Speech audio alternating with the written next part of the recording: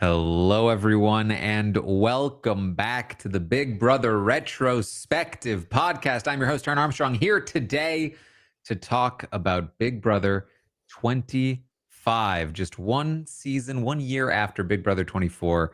And with me to talk about Big Brother 25 is a Big Brother 25 player. It's Cory. How you doing, Cory?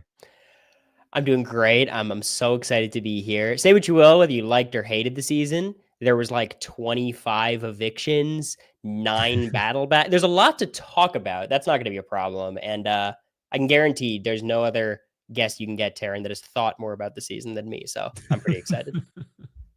Yes.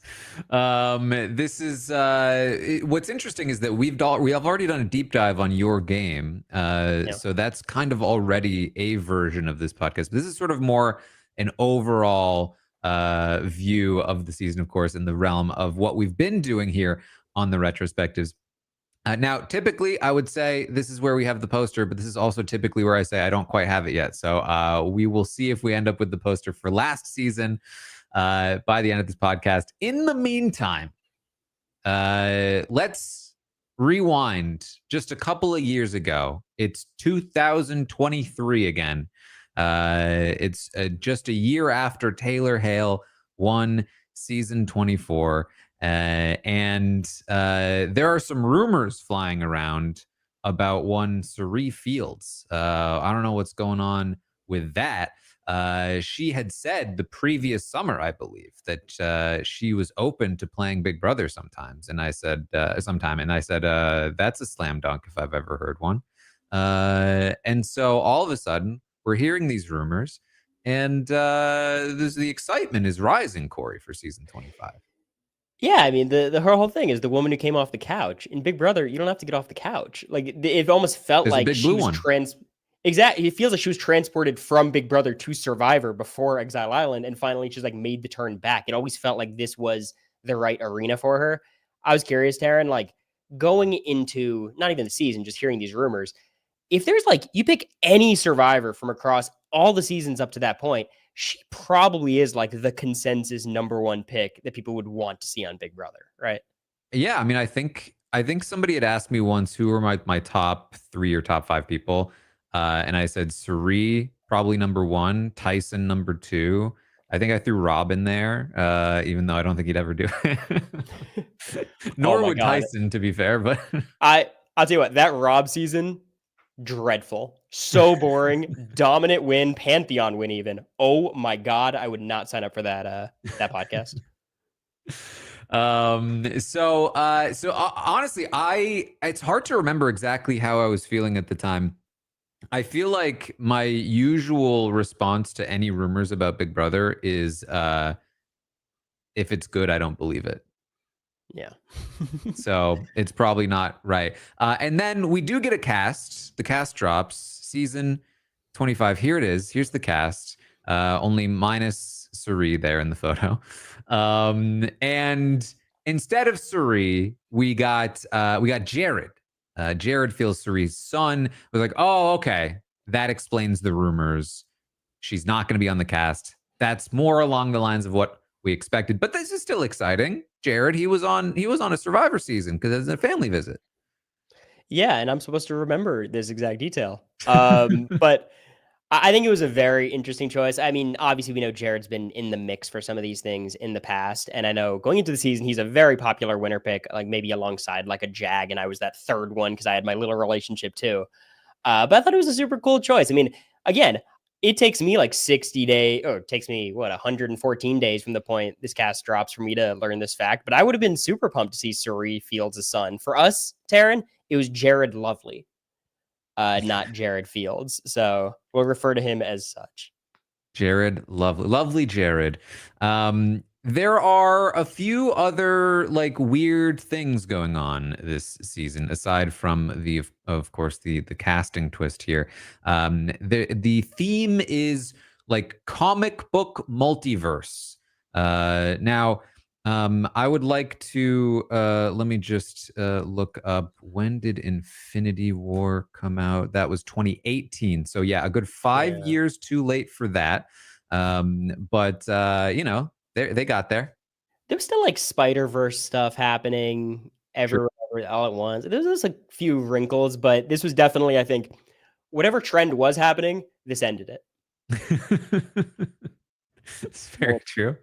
And with the multiverse sort of theming, oh, I remember this too, right? That Frankie Grande, Brittany Haynes, and Danielle Reyes did this little promo multiverse thing where they showed up in the house and they were like shooting the multiverse gun or something. And people were wondering, oh, are they potentially going to be on the season or a season? And it turns out this was maybe like a little bit of a backdoor promo for the reindeer games that was to come. Kind of. I actually had the privilege of speaking to Brittany recently, and she was like, yeah, they had no idea Reindeer Games was really going to happen. I think it was like tossed around. And then once it happened, they were like, maybe you guys will come back to host a competition and that'll soft launch it. Or it's very ambiguous, but I do think someone in CBS maybe had the idea it might be happening and went in that direction. But watching it on the stage was pretty scary. Like those are some serious players to just throw into a group of newbies. Well, I mean, it was also sort of a backdoor promo for the Traders Season 3. This was the start of the Brittany Danielle feud that was to be. I think this is when they met, or at least according to Brittany. So quite a significant little promo for the season as well. Yeah, this is actually where the beef started. Danielle wanted to shoot the multiverse gun, but Brittany insisted. And then from there, things just never really recovered. Yeah. Well, I do have the poster now for season 24 before we get too deep into season 23 or season 25. Cory, who do you think the audience voted for top 3 on the Big Brother 24 poster? Look, if there was ever time for a one-person poster, I think 24 would be that time, just thematically. But I think Taylor's the lock. I have to think Michael's a lock as well. And then that third spot is like, I wish you could just have like an embodiment of all the enemies on that poster, just like a collage. But the third one I would go, that's tough. I mean, I would guess I think Turner of the people in that end game for me is the most memorable, the muffin stuff. Not to mention he obviously is a big part of the strategy going on. So that would be my 3. Okay, well, the answer is Taylor. No, not really. It's not 3 Taylors, but it is Taylor. Oh, that's not the right one. It is Taylor, Michael, and Joseph. You don't complain about Joseph. You don't complain about Joseph. I mean, that's a good looking poster right there. Agreed. So there it is for Big Brother 24. We will, of course, be talking about who from Big Brother 25 should be on the poster. Last time we had a player from the season on, it was in fact the aforementioned Brittany Haynes. And she advocated to not be on the poster, trying to cede her spot to Kathy. It did not work, Cory. Yeah, Brittany knew it wouldn't work. Can we be real? Very it was like when Dolly Parton, she got some like award and was like, I actually don't want the award, and then said, oh, that's why you deserve the award, Dolly. We'll talk about who deserves the poster at the end. I think there's 2 clear candidates. That third spot is going to be a bloodbath. All right, well, stay until the end to find out if Cory advocates for himself to be on or off the poster. All right, so back to Big Brother 25.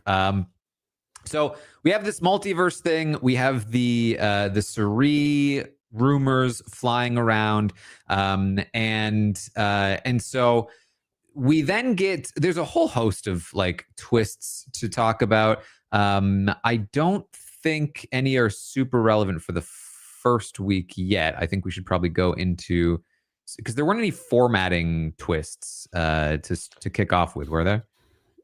I mean, there's the week 1 twist by itself, and then just the Cirie and Jared of it all. I think are the only 2 maybe pregame things, if you'd even consider those pregame. Mm-hmm. And then there's all the the verses. So we have the first episode, and at the end of the first episode, Cirie just like shows up at the end of the episode, and everyone's excited. Cirie Fields is going to be on this cast. It's at this point that I was kind of like, I would have, I think, preferred her to be on the cast without Jared. And I honestly, I think I still hold that opinion. But Suri is there. Maybe, you know, given how long the show is, she was like, I'd rather have a family member around. Of course, and it sweetens the deal quite a bit when you're deciding, do I want to put myself through 100 days of like torture / the ability for my image to get ruined? Well, this could be the start for, you know, my son. Obviously, I have no idea how the negotiations work. As far as I understand, Jared was on the season and then they contact Suri. That seems to make more sense to me. But like for Suri, it's a pretty good deal. Like for them, they have a 2 out of 17 chance to get the money, add on second place money, like putting aside everything else. I kind of like her odds of just kind of cashing out from this thing. Yes. And so in addition to that, there's this this like opening competition situation happening where there's 4 different groups of 4 players, and you're each competing in like the multiverse, whatever. Suri is exempt from this, I believe. She is not vulnerable, but the person who comes in last in each of the competitions is going to be instantly nominated, at least initially, for eviction. Yeah. Talking about the Suri part first, honestly, pretty tame when it comes to like returning player opening advantages. You know, Jesse comes in as HOH. The only example I could think that's a little bit more fair is season 18, where they did throw all those returning players into that night 1 shenanigans. But Suri is just vulnerable from initial nom. She still is possible for the back door.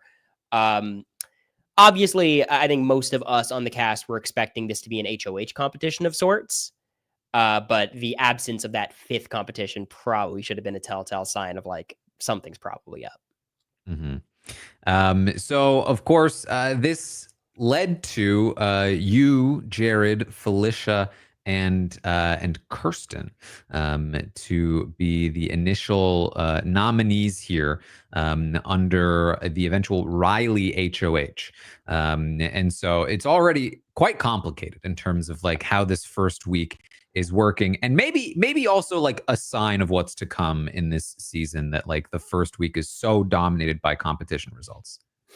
Yeah, it's a very fascinating idea for a twist. Obviously, the problem with a twist like this, first of all, being nominated because you lost a competition is kind of lame, especially when like some of the nature of at least 2 of those competitions was extremely physical, and really a certain body type is going to win those pretty consistently. But the beauty of the first HOH is then everyone else is vulnerable. So they all have to scramble. They all have to go make nice with the HOH. Whereas in this spot, outside of the 4 nominees in the HOH, everyone else was kind of chilling for the most part. Fortunately for the season, the players on the block were myself, who had to scramble pretty quickly, Kirsten, who's a very chaotic player, Felicia, who needs no introduction. I don't think Jared needs one either, and Jared's mom is in the house. So despite this twist kind of trying to like simplify the game, I think it worked out in a pretty entertaining way. It did, and it sort of sets up this first half of the season, and obviously I think we're going to be talking a lot about the first half of the season versus the second half of the season. The first half of the season is so defined by this contrast of, here is Suri Fields and her son Jared, dominating strategic social player, who has a lot of power, but is in a game that is weirdly more physical than Survivor in terms of how to obtain power. And she is not winning those kinds of competitions. And so on the other side, you have a bunch of like the young, attractive people that tend to all align together, of which include the HOH Riley.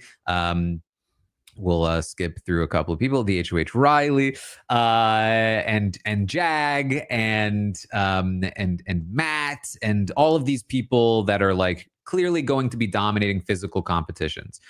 Those people would normally kind of steamroll the first half of a season, and the only real drama would be like who gets to, you know, break some of them up. What kind of interdrama is going to happen in there? That's kind of like what happened in season 21. However, in season 25, with in large part due to Suri's influence and sort of secret undercover agent in Jared, this quickly became a two-sided house where one of the sides didn't even realize that the other side existed, which is a bit more like a season 20 almost. And those dynamics carry through this first half of the season for sure. It's just such a fascinating, again, when we break it down into two halves, it should be kind of noted, like, if you're breaking it down pre-jury and post-jury, that's like day 0 to day 72, and then 73 to 100. It's a very weirdly imbalanced season. Maybe you could draw a distinction at like Zombie Week. It's kind of weird to discuss through that lens, but it obviously is true. And I think what's so interesting about like this first half especially is Suri's grip on the game is so all encapsulating. She has her finger in every single pie possible. And yet, at the end of the day, a lot of her allies end up going home. And then the next week, she's in an even better position somehow. Then she evicts another ally, and her position improves even more. And then eventually it all falls apart. And I think we have to answer the question of, like, where did this thing go wrong? How much, like, where is the blame pie? How do we distribute it? It's really interesting. And then it becomes very uninteresting later in the season. But this first bit is good. Yeah, so this quickly. So as we talked about, Riley and Jag and Matt and a few others are going to sort of group up into an initial alliance that doesn't last very long. They want to include Jared.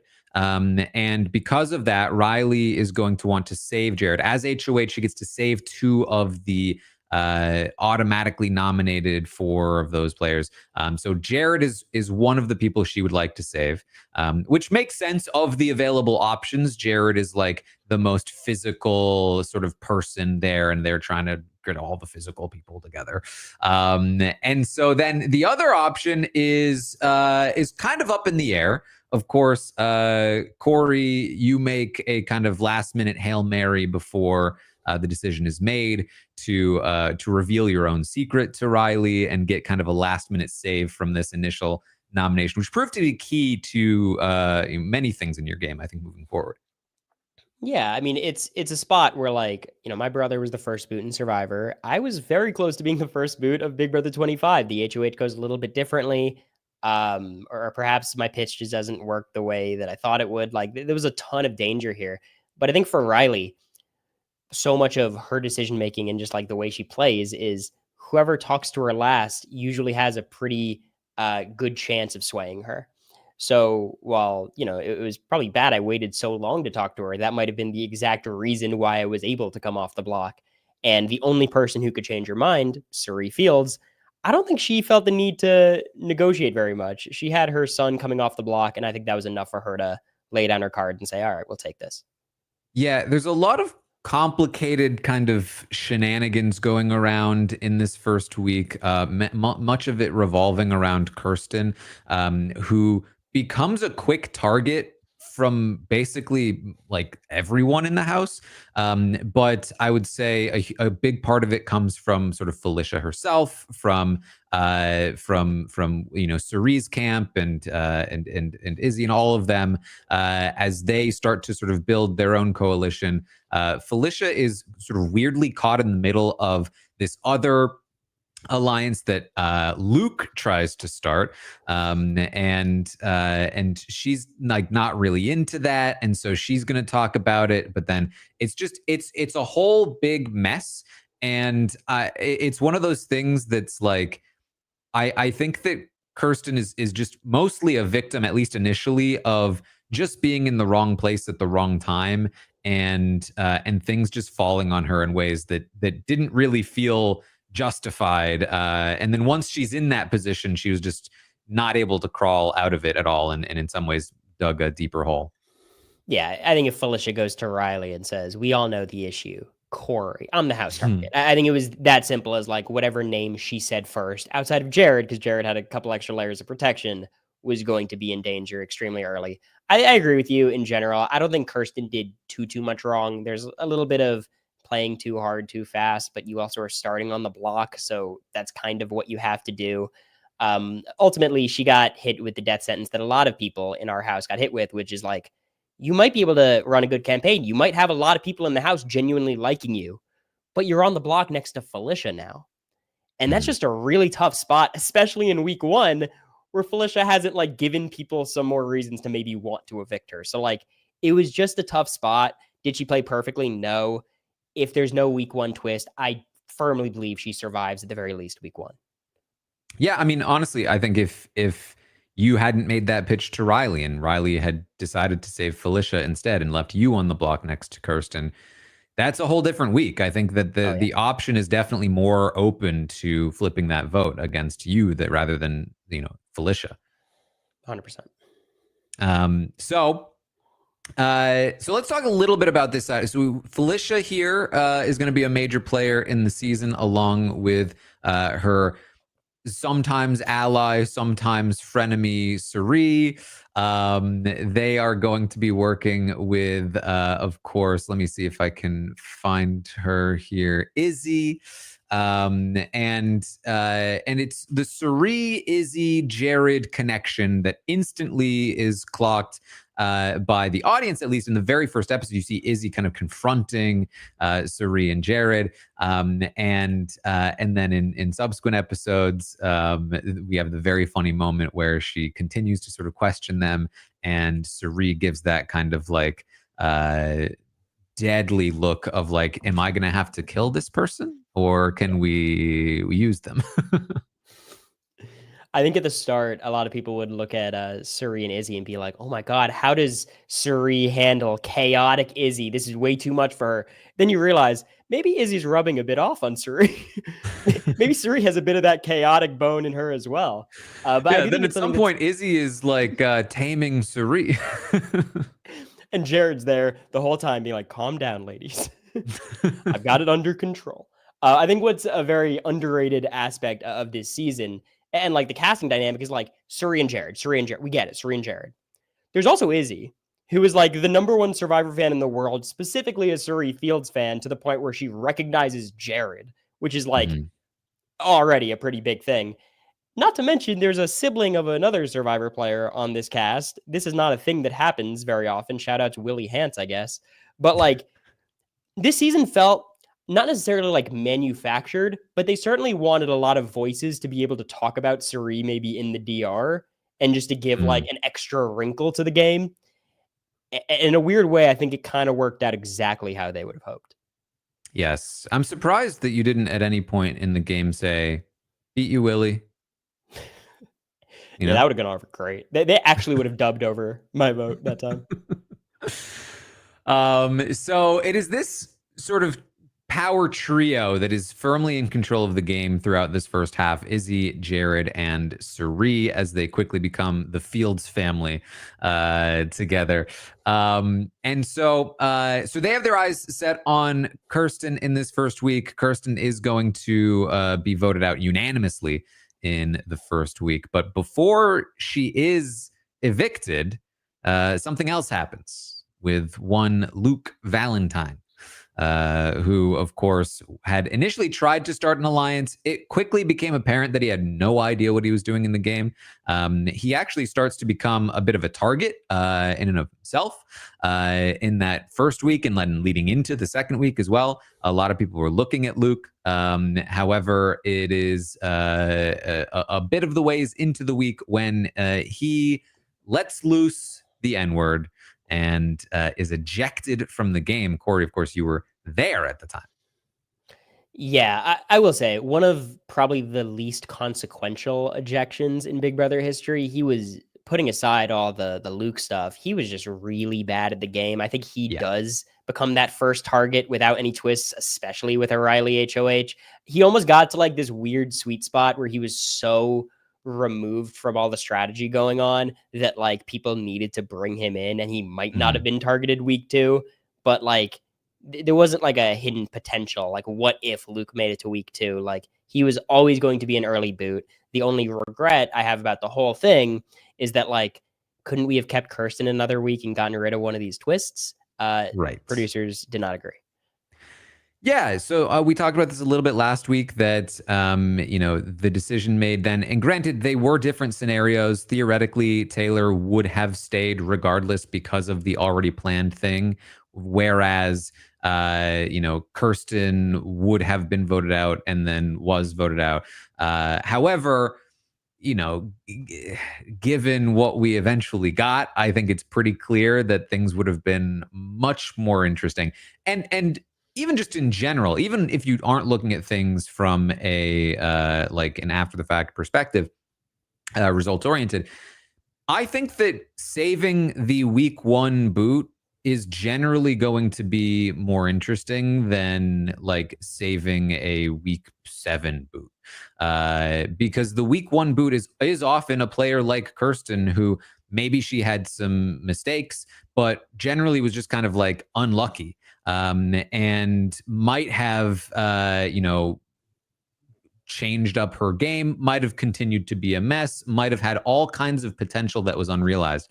And that first week is so chaotic anyway that you're adding more fuel to the fire when it's interesting and chaotic, and not when we're just waiting for the log to finish burning.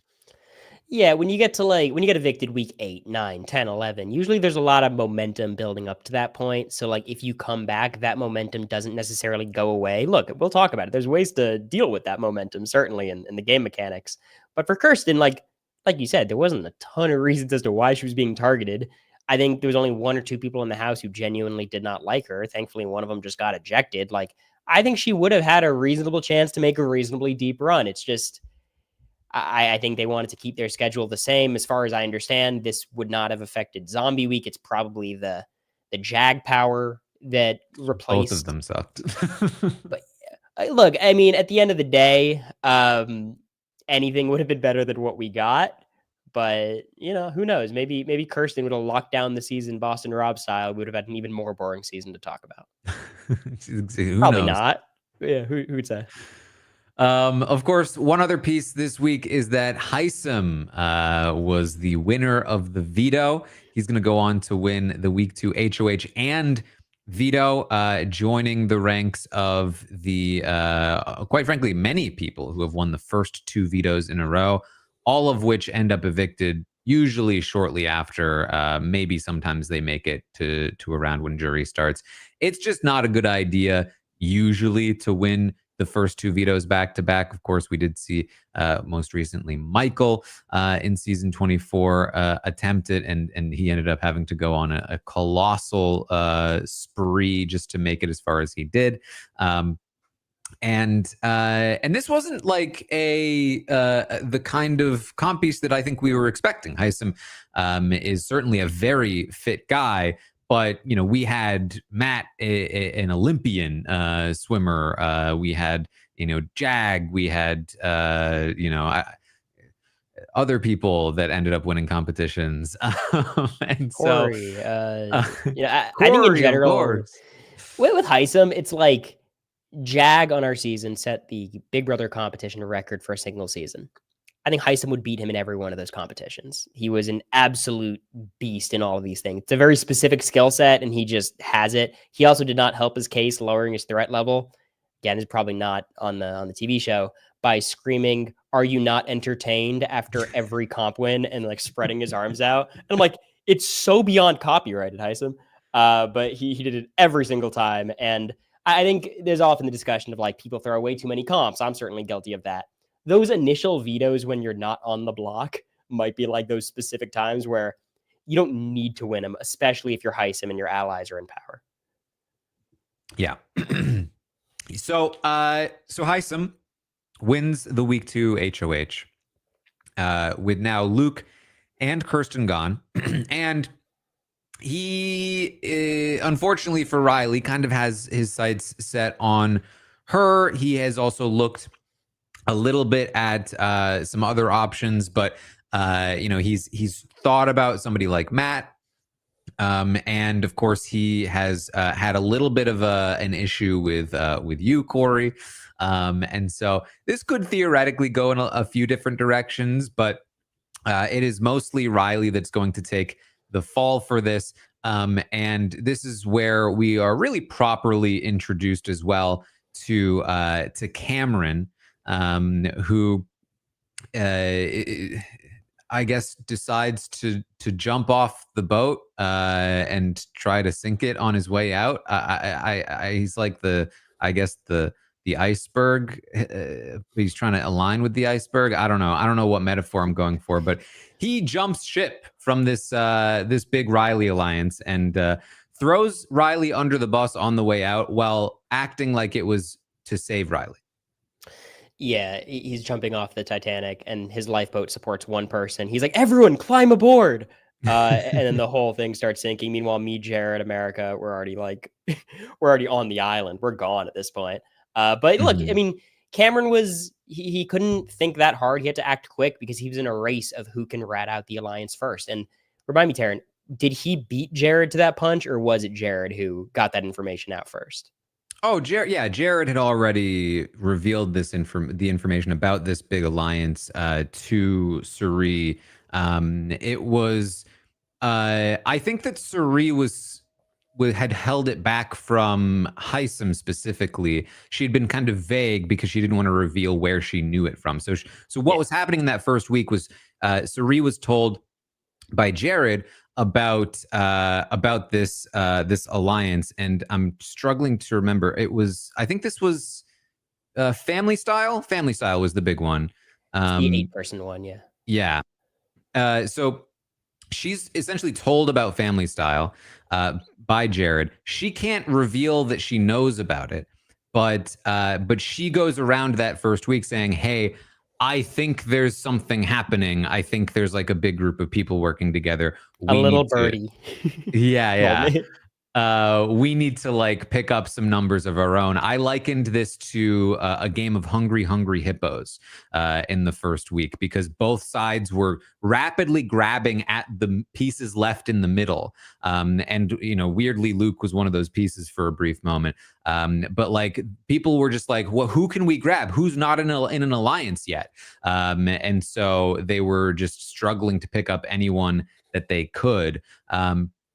And so now the actual like locked in information, you also ended up, of course, ratting out this group as well. But Cameron ends up, I think, the person who like fully outs it to people in terms of like naming it, and then also like saying, "Hey, Riley's the head of it." Riley, but she was led astray by other people, and like I love her like a daughter, and all of this weird stuff is starting to happen here. I've got a lot of clips about it, but I think also this is where this one comes from. But you know what?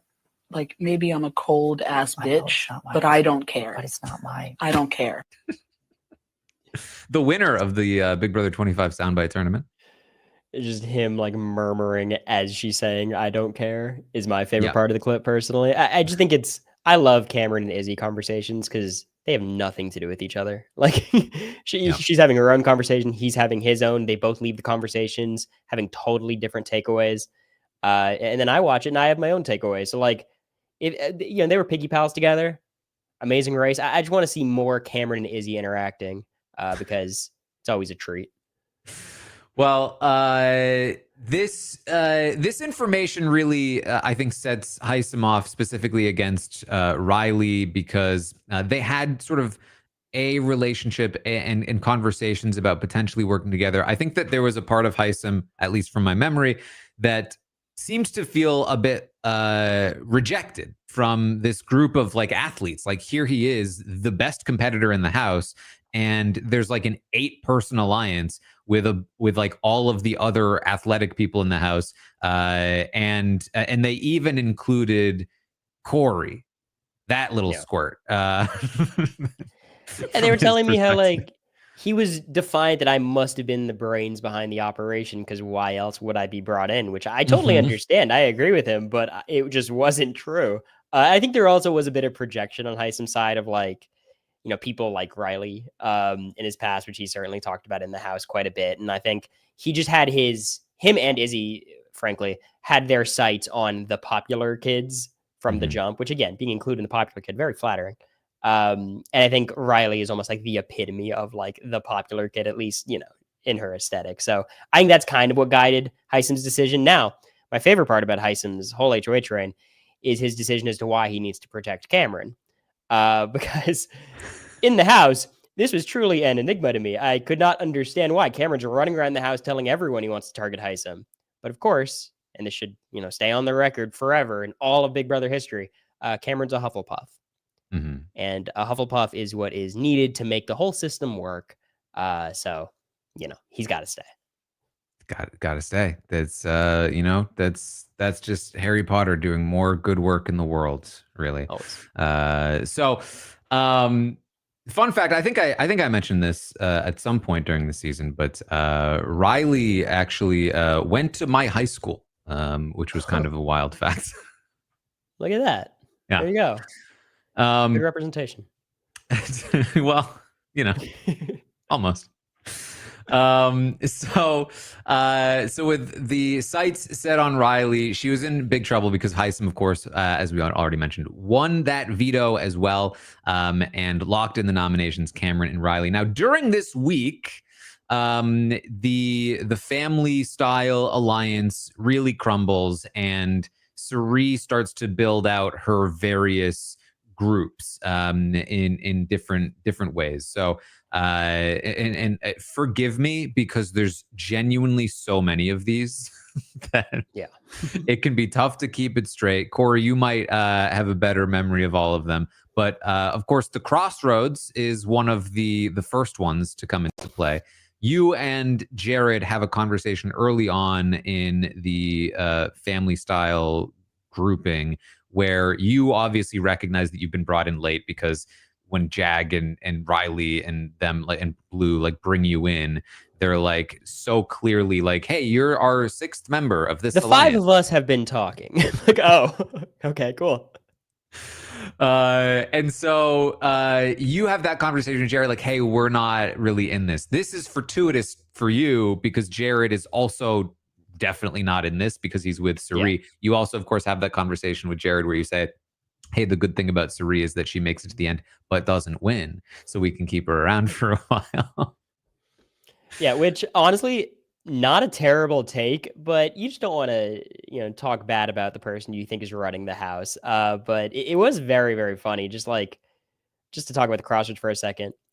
The whole origin of this name is so embarrassing in retrospect. It's Jared and I came from one side of the house, Izzy and Cirie are on the other, and we're all meeting it. They all have the same last name. And it's just but it was honestly, knowing that fact, I'm surprised how real it was in retrospect. Mm-hmm.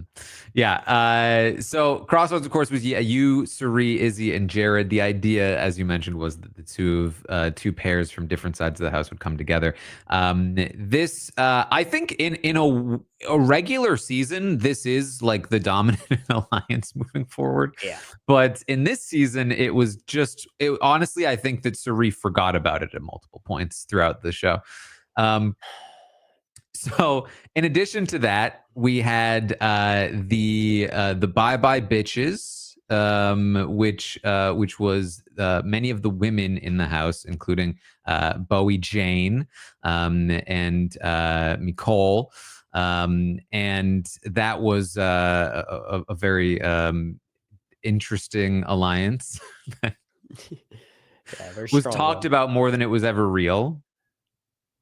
Yeah, there's always one person in this alliance. Ultimately, you look at every one of these alliance and you're like, okay, this is not real beyond Cirie, Izzy, Jared, maybe Felicia as a tag along, and then everyone else is just it's just so funny because Mimi is sitting there in the storage room talking about her main alliance, the Bye Bye Bitches, the professors. I'm sitting there talking about the crossroads and for real that pops up later. And Cirie, Jared, and Izzy just don't even know which are which. They're just genuinely confusing, and it's so funny to think of the game through their lens, where the alliance charts that you see posted on Twitter every season, they knew the entire alliance chart. They could have written it themselves, but everyone else remember it all. Yeah. I think Izzy could have locked in and figured it out. Izzy could have, yeah. The main one at this point in week 2 is the professors, which was the one that included Heisem in it. It's the one that Heisem gets in some trouble for because he takes a bit too forceful of a leadership role in the alliance meetings. He has his own idea of what he wants to do. There's some pushback to keeping Cameron and taking out Riley, but he feels pretty set on Riley. We're not going to talk about it every time, but you can assume every single week that there are at least 2 vote flips that happen prior to the eviction. And that is very true of this week. There was a quite a dramatic vote flip against Cameron that ended up flipping back around. This was one of the first causes of Mimi going wild in the storage room. Like, what are these people doing? I will say, I think a lot of people look back at, weeks 2, 3, 4, 5, 6. A lot of these early weeks where you have these like flipping back and forth and it kind of lands on the original target as like empty calories. It's really not. First of all, the flip happening had a lot of like outside impacts and just like the other players. But even in general, like these votes actually did flip. Then they actually did flip back to the point of everyone knowing the plan. If the vote was on Tuesday, Wednesday, Thursday, it would all be for different house guests being evicted. And you compare that to what you're about to talk about next week, Big Brother 26, where it's like there would be vote flips that would kind of materialize in the last like 45 minutes that would stick. And it's kind of like, okay, what do you prefer? The 3 days of chaos that result in nothing, or the 45 minutes of chaos that result in an actual vote flip? And your mileage varies in what you prefer. But I do think like on these early weeks, the chaos was real. And I promise you, at the moment Izzy flipped one of those votes, she thought she was voting out Cameron. Yeah, that's a good point too, to make sure to sort of emphasize here, because this is different than how most seasons will operate when it comes to vote flipping. There's usually, when we talk about like, oh, the vote flipped or almost flipped, we're talking about like, well, there were some conversations. It looked like there was some momentum. It eventually got shut down. But what Cory's saying is completely correct in that these votes flipped, and like everyone was informed, everyone was strategizing in the new direction. It was set in stone. Cameron is now going to be evicted. And then like somebody like Izzy, perhaps, just as an example, might go, are we considering all of our options? Well, here's the part you're leaving out, the most important part. Riley would then be checked in on the flip.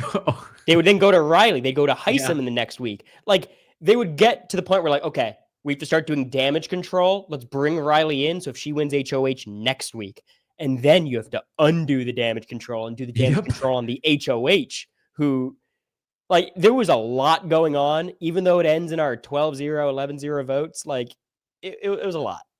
It was quite a lot, but ultimately, due in part to Hufflepuff status, Riley is going to be unanimously evicted from the game. There are some multiverse-y twists going on here. People are going to the multiverse and the netherverse or whatever it was. The nether region. It doesn't Best really twist matter. Of the season, let me say. Yeah. And it's not saying much, but like these were fine. It took you send one person away, they can't play in the veto. One person can't be nominated. Like I've seen worse. It was fine.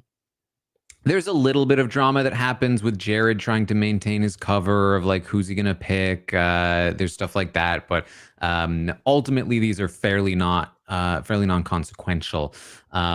So by this point, heading into week 3, the Suri camp has already just decimated the other side of the house. Riley's gone. All that's left is like Jag and Blue, and Suri is already kind of like picking at Matt's strings to pull him over. And so there's really no other side left. And Suri and Izzy, they're feeling that power, and they really want to topple Heisem here. They really feel like he is a problem and that they need to take him out. And at the time, I think many people were saying this feels like a mistake. I think to their credit, the idea is kind of correct.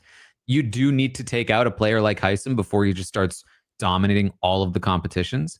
The problem with this season was they took out Heisem and then Cameron started dominating all the competitions. They took out Cameron, and Jag started dominating all the competitions. They took out Jag, and he came back and continued to dominate the competitions. And it just never stopped. But it does still feel like this was probably a bit too early for them to make this move.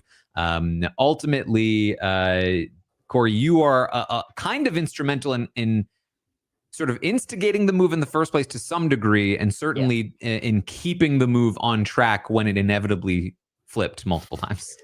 Yeah, I think it's one of those things where, like, can you really give a single player in BB25 credit for anything in the first half of the game other than Suri, because she's the one who made the decision at the end of the day? Like, whatever she decided was going to happen. But I think it was mostly my job of just keeping the minecart on the rails, because so often, like at first, I think the move was kind of terrible for Suri and Izzy, just targeting Heisem with Felicia's HOH. Seems very early, especially when, like you said, there's not just other comp beasts. Those comp beasts are theoretically the ones on the other side of the house. But then you actually execute the backdoor. And now at this point, it's like, okay, that changes the math a bit. Like, you kind of expose yourself to Heisem. It was just a huge mess of the week. And I think it's just something to track as we talk about this pre-jury phase, is like, all right, week 2, Suri, Izzy, and them missed their shot on Cameron. In lieu of evicting Riley, who was deathly loyal to specifically Suri and Felicia. Kind of inexplicably, but it's just Suri's good social work. Week 2, we end up with Heisem and Cameron on the block at the end. We know how that goes. So it's like, I totally agree where often you say, well, you didn't evict the compies, what an idiot. No wonder they went on a huge comp run. We voted out so many compies so many times. You really where tried. It felt like the comp run was just like, who's going to get it done? The only thing is, like, if Heisem did end up winning every single HOH and Veto, his ideal final 3 might be Suri and Izzy, which is like, maybe that one could be a little bit more delayed. Maybe we could wait a few more weeks. Yeah.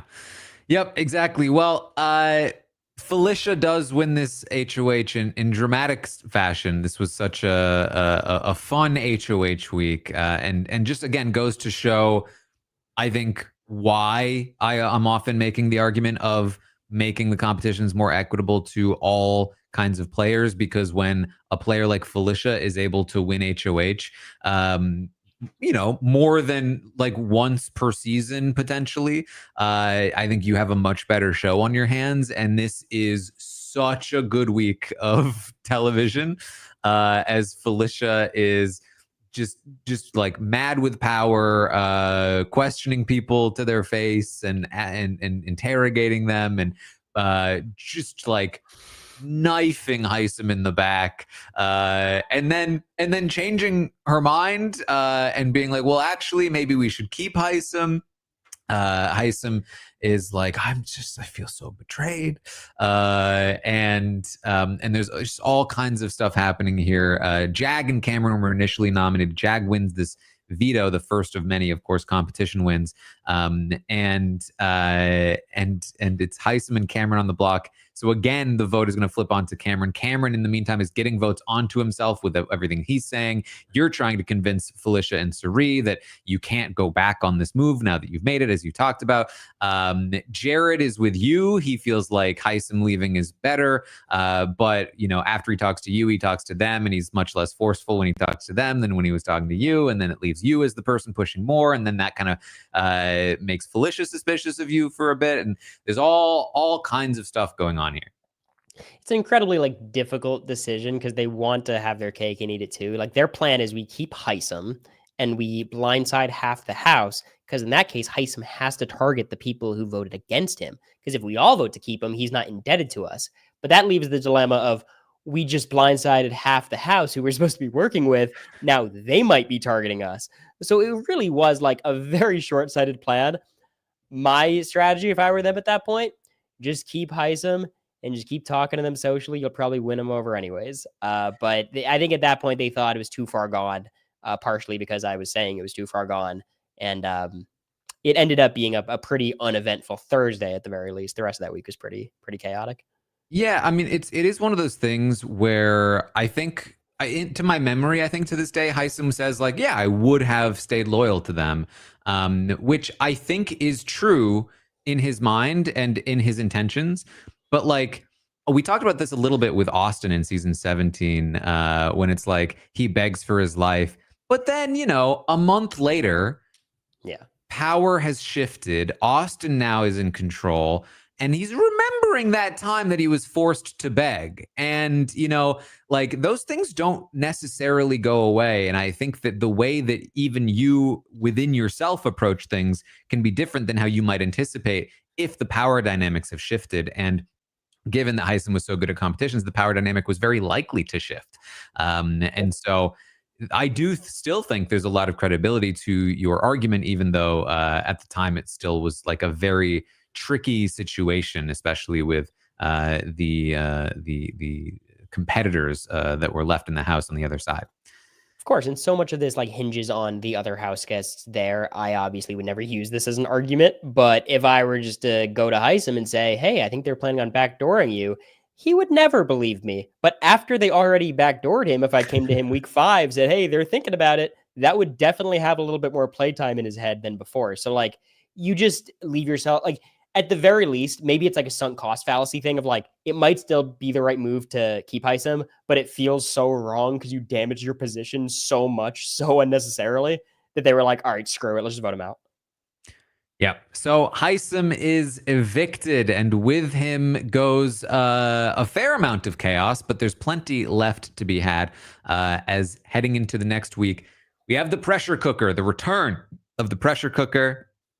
It, of course, comes down to Cameron and America. At this point, you and America have started to really bond and get pretty close. At the very least, you are a pretty tight strategic pair. Although I guess I wouldn't say super tight strategic pair. At this time, you are still not in lockstep by any means. But you are certainly working together. Yeah, we were a very loose strategic pair, and cuddle buddies, perhaps, is the better word. Yeah.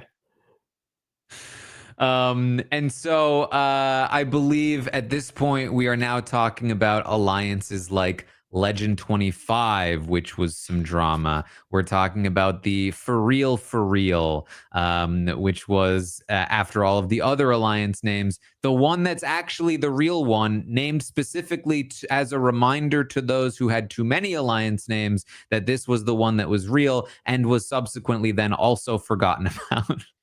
What's so powerful about the way Suri and Izzy played was they were never lying. They meant it at the time.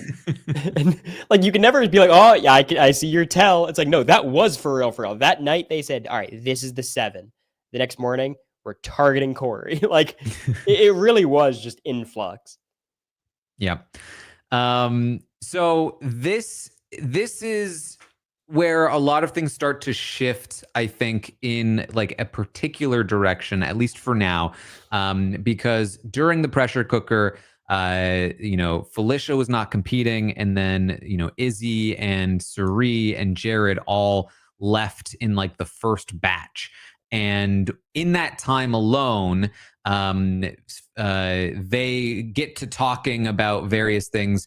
Suri is mad at Jared because he didn't explain some of the reasons why it did make sense to take out Heisem, and there's all kinds of drama there. And Izzy is going to reveal some of the things that you've been saying to her, to Suri, which gets them really hyped up on you as sort of a bit of a rat that they need to take care of at some point. And in part, due to some of this stuff happening, they are going to continue to keep looking for more alliances, essentially. And when Cameron ultimately wins this HOH, they are looking to sort of, at this point, mitigate the damage. And Cameron is a pretty easy person for them to pull in at this time. And that's where the Legend 25 alliance comes in. It was Legend 25 because Red is a child named Legend, and it was the 25th season of Big Brother. Yes, exactly. That's what it was. Duh. Red, of course, is quite the character. Doesn't really have much of an impact on the season, apart from, in my opinion, his breakup with Cameron that is to come later. But Red and Cameron bonded immediately due to their sort of like Southern, what would they call themselves? The Chillbillies. The Chillbillies. Yeah, they were the Space Cowboys or something. Well, they were the Chillers was their actual alliance name. The Chillers, yes. And so they were part of this, and Red was just enamored with Suri, and Cameron was a bit skeptical for a little while, but was still willing to sort of go in this Legend 25 group. He wanted to make like a bigger move. He tried to work with Jag, who like just wasn't receptive. It didn't hear what Cameron was trying to say. Jag, of course, at this point has plenty of information. We're going to talk about this. Plenty of information to dump on Cameron if he wanted to, because at this point he's also been dragged into a couple of alliances with Suri. This is, of course, which one is this one? Which is the group of people? Is Seven Deadly Sins? Seven Deadly Sins. Thank you. Yes, that's the one that pops up here for. That's why it was. This is probably the most important one, I think. It is. This one ropes in like all the people who really needed to be roped in. Well, it's sort of like the committee in that regard, in that it was a complete throwaway alliance until the people in it started like winning everything, and then it became more real, and even then it wasn't like super real, but definitely influential because the people winning still thought it was real. But I don't think that's true, like, because no one won any. Like, Jag doesn't go on his run for a while. He doesn't get an HOH till after this alliance is easily done. Like, I think it's so funny, these alliances, specifically For Real and Seven Deadly Sins, they were really made to placate a single person, because Blue is locked in with Jared for obvious reasons. Matt is locked in with Suri. They have their own thing. I'm locked in with the Crossroads in my own way. Like, the only people who were roped in these alliances were like Jag and America, who needed to be a part of something to feel comfortable. Yeah, the For Real was to keep America in line, and Seven Deadly Sins was to keep Jag in line. Basically. And I think when they had to pick between these alliances, it really didn't come down to like which alliance did they prefer. It was just like, do we feel better about Cory or Matt today? Do we feel better about America or Jag at this point? Yeah, and I mean, ultimately what we see here in this week is that they didn't really care for the Seven Deadly Sins, and they were perfectly happy to send Jag out the door. Of course, that is essentially what happens here. Red wins this veto, doesn't use it. Blue and Jag stay on the block, and Jag is evicted from the game. Except there's a twist. Matt has won a power, what was the Invincibility power, that is going to allow him to save Jag and bring him back, pull him back into the game. The week that was the pressure cooker HOH week is for naught. I think there's a lot of ways to look at this season, and the twists are across the board pretty disastrous, but like it could have been worse. There's another world. America wins this HOH, puts up Suri and Izzy. Everyone is celebrating. Matt wins the power, cancels it. She gets evicted next week. There's so many ways this could have played out in an even worse way. I actually I hate the twist. I think this is one of my favorite versions of this twist that they've done. First of all, America's vote for like strategic powers is usually ridiculous. At least they broke it down to 4 people this time, so it wasn't just like handing Suri a power.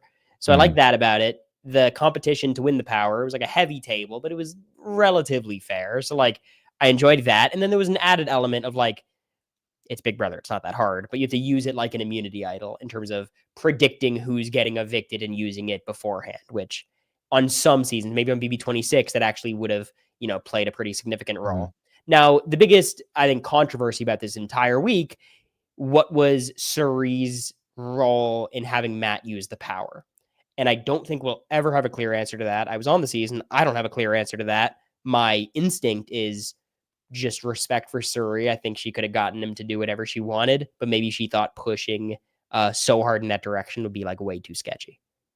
Yeah, I mean, at this point, Matt and Jag were still very close. And it didn't really make sense in any world where he wouldn't use it. I think that there was the only reason we thought he wouldn't was because it was like, wow, Cerise seems to have control over this. And somehow she seems to have been able to potentially convince him to not use it. But ultimately, the feeds did not show these conversations. So we do not know exactly like whether it was Suri kind of relenting to Matt pushing, I really want to save Jag, or if it was genuinely like a plan that they both concocted in equal parts to be like, well, let's do this.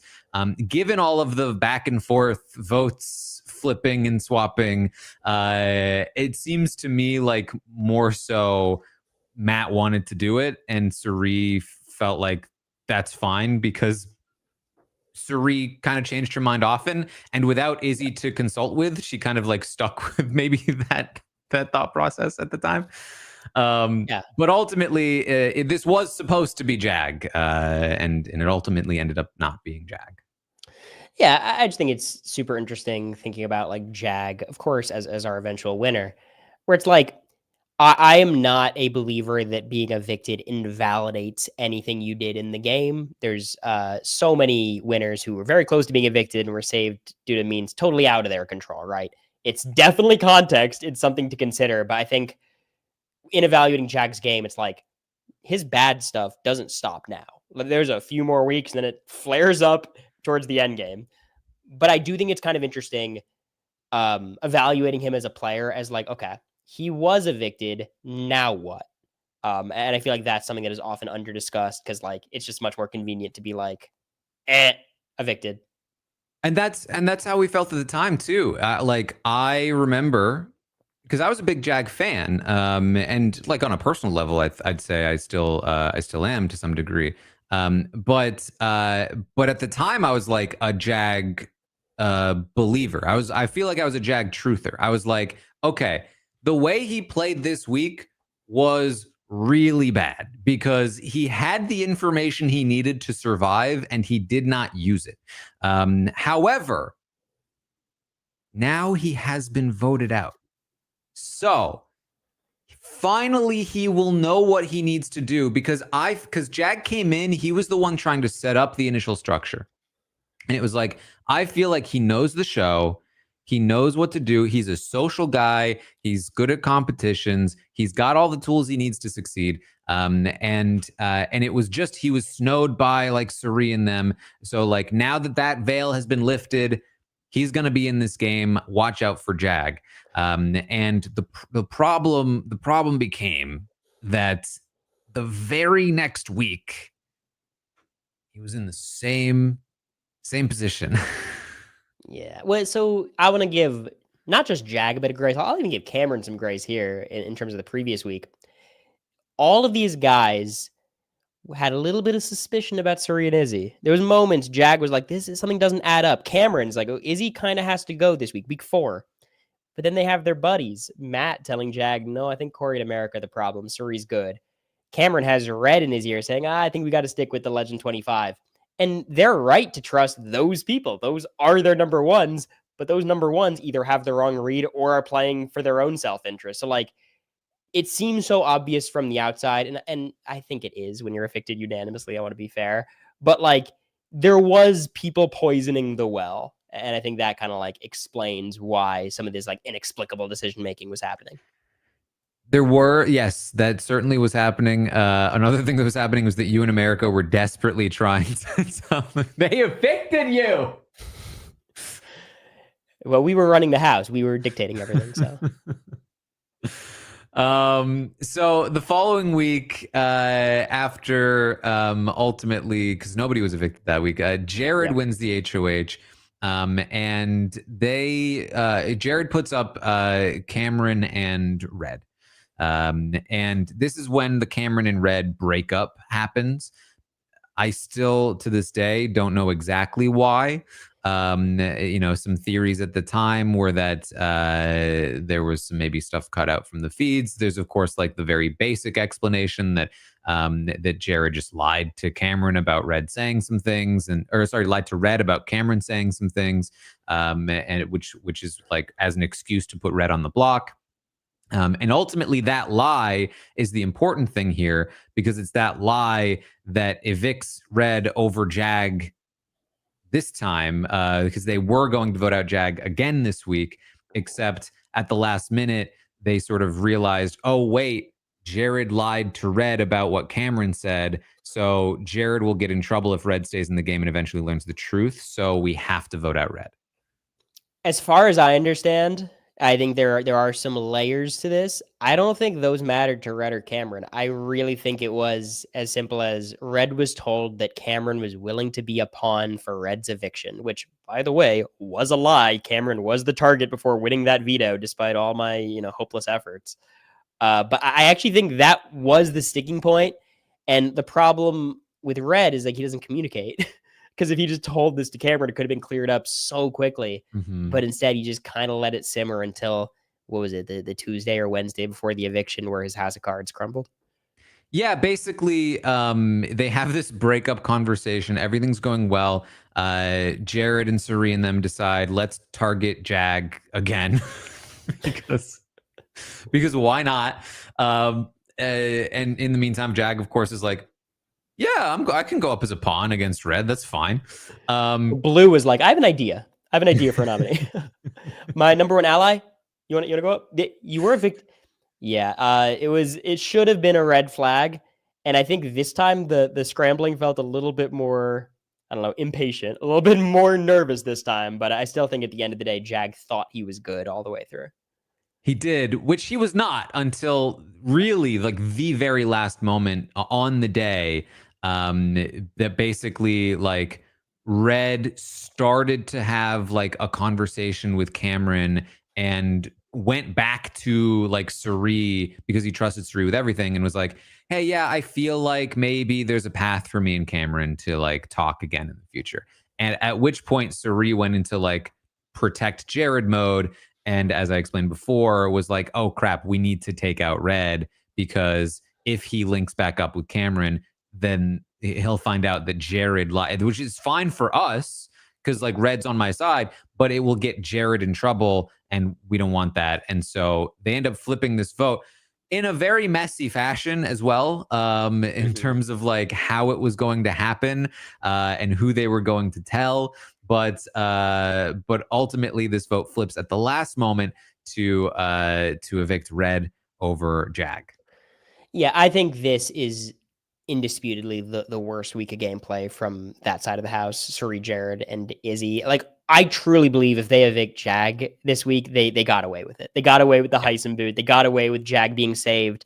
Because while Red was looking at Jared, it wasn't just this moment. It was kind of a theme throughout the entire season. Suri had her hold on Red, like more than she could ever think. She went out of the house in her exit press. She talked about how Red was probably one of the smartest players. Like, she just always perceived Red, I think, as a little bit more strategically sharp than he's proven to be, or at least had the opportunity to prove to be. And if you just keep Red in that house, you remove Jag from the board. There's very little someone like Mirror America could do to flip the house when that time comes. So, like, and not to mention, this is an 8-2 vote, blindsiding Bowie Jane for no reason. There was just so many different spots of this plan that really didn't make any sense. And I think it's I'm curious, Taran, like to this day, I just don't get it. And maybe it's just a maternal instinct thing of like Red said Jared's name and that's all that mattered. We have to get rid of him. In my eyes, that's what it was. It was really like, it was like Cerise saw Red, literally. And you know, the way in which too, that this was such a last minute decision in a way that even though other decisions were also last minute, they still felt, I don't want to say fleshed out, but more fleshed out than this one was. Yeah. This one could have flipped back with another day. Like, exactly. And like, and it was discussed and rediscussed and like, are we sure we're considering all of the options? Whereas this one was more so like, Suri like got it in her head, this is what we're doing, and just like kind of told people. And it definitely felt distinct from other flips. And it's part of why they end up like, well, we can't trust this person. We can't trust Bowie Jane with this information. And like, we need to do that. We're going to blindside Mimi. And like, because we can't trust them. This was the kind of thing that like would run through their minds, like, you know, a few days prior usually, but they'd usually kind of come to some kind of conclusion. But again, because I don't think Suri was really interested in debating this one either, because she was really just like, okay, I've had so much uncertainty and indecision in this game, but I now have like a specific through line, which is I need to protect Jared. And that makes this decision easy for me. Yeah, I mean, there was just so many moments of this flip that just caused like even additional issues. The idea of blindsiding Mimi and Felicia was something I was able to use the following week.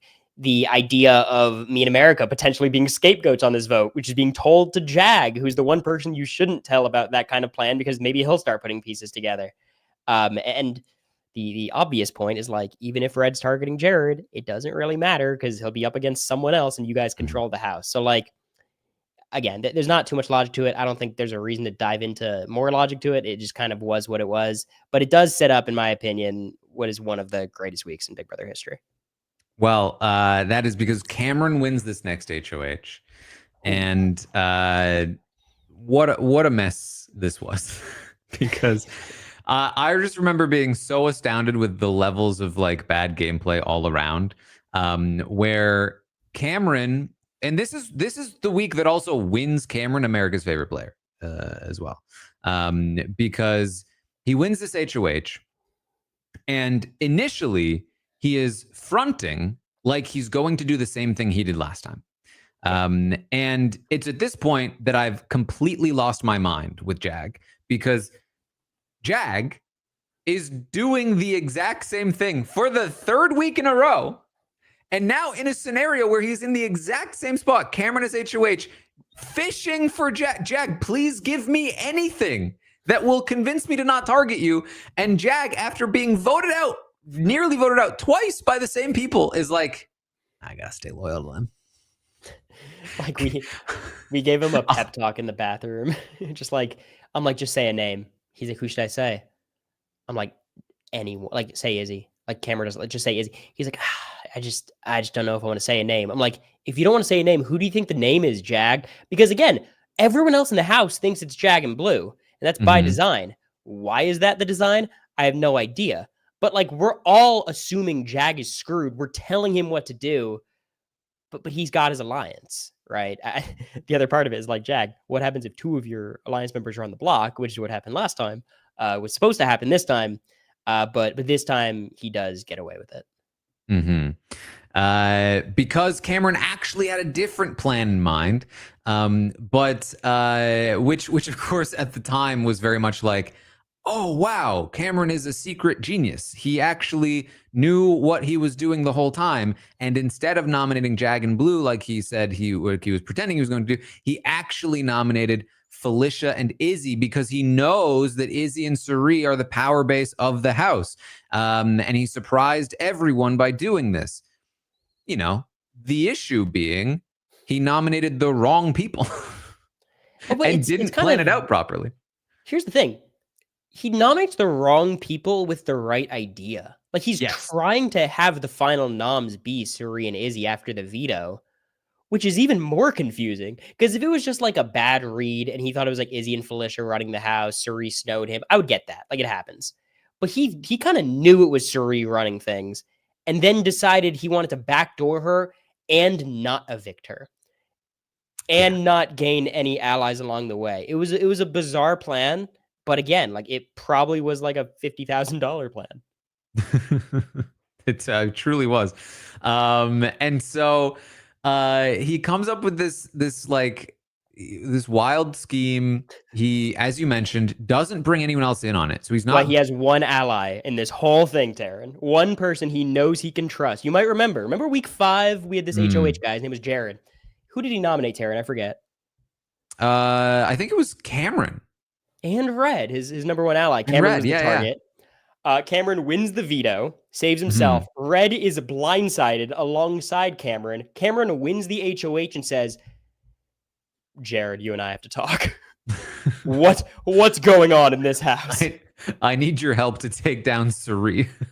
And it was the plan, to be clear. They were trying to scapegoat Felicia. They were trying to act like Jared was also blindsided, which to the rest of the house, like, I don't think we even thought we had to convince Cameron otherwise, because like they weren't trying to convince any of us that Jared was blindsided. But it was pretty ridiculous. And Cameron, for whatever reason, had Jared in his corner, Bowie in his corner, which made a little bit more sense. They were on the blind side together. And Matt, this was like his team moving forward, and it just felt kind of random. Yeah. This turns out to be, in some ways, a little bit successful in terms of blowing up the structure of the house, but incredibly unsuccessful in terms of like advancing Cameron's personal game. Of course, he is going to be evicted immediately following this, but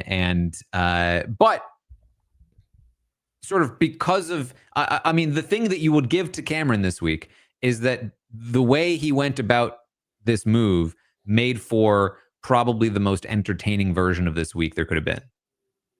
Yeah, well, there was so many parts of this week that made it entertaining. The backdrop of it being Humilla week, which, you know, you have the pies and the nomination ceremony, kind of bringing back the key wheel. You have all the costumes. You have the stinko meter. If you remember the little fart meter they had, like it was almost. I remember. Oh, trust me, I do too. It was almost like perfect Big Brother in the sense of like contrasting this complicated, nuanced strategic game with whatever the hell the stinko meter is. And it just like created this absurdly wild week that I think like it's just kind of hard to match. It's pretty crazy. Honestly, I remember, I think I had to do like a full like 10 to 15 minute intro to one of the live feed updates that was just recapping the necessary context to understand the events that happened like leading into day 44. But the basics of it, I would say, are that throughout these weeks, in the various alliance configurations that Suri has, there's been some tension with you and America, because America is really like bridling up against this idea of working with Suri. She just doesn't get along with these people super well.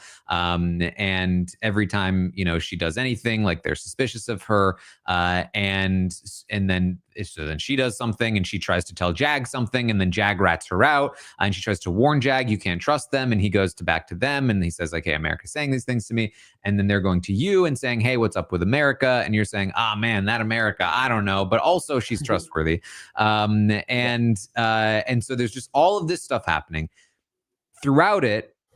You and Jared are starting to get into this sort of lots of frenemies, I would say, in the season. You and Jared initially started as sort of allies, that you were pretty close. And then over the course of these weeks, there's just like this weird tension that develops between the two of you, in part due to some of, I think, the things that Izzy was talking about, like during the pressure cooker, in part due to like various comments and words and just sort of perceptions, I guess, of each other, and so that relationship is deteriorating rapidly, and he's coming up with various ways to sort of like mess with you and make you less comfortable in the house, while Suri is like almost literally tied up with Felicia in a kayak costume, and so she can't like really stop any of this from happening. And so now Jared is really putting pressure on like you and Izzy about America, and Izzy's trying to play the middle and like warn you like, hey, we need to like keep America on board. All this is happening, and it's all leading into this powder keg. I mean, that's a perfect way to describe it. And it's been building for weeks. The week previous, with the Veto, Jared's HOH, and he's messing with myself and Jag about the replacement nom. It's going to be Jag. It's going to be America. And that was never the plan. I mean, Jag ended up being the plan. But that was kind of his whole philosophy. Like, it was him and Cameron intentionally trying to make people feel as uncomfortable as possible, which is just so antithetical to what, like, good Big Brother strategy is. And I don't even think that part of it made the week entertaining. That was kind of like weird to watch. It certainly wasn't fun to play in that vein.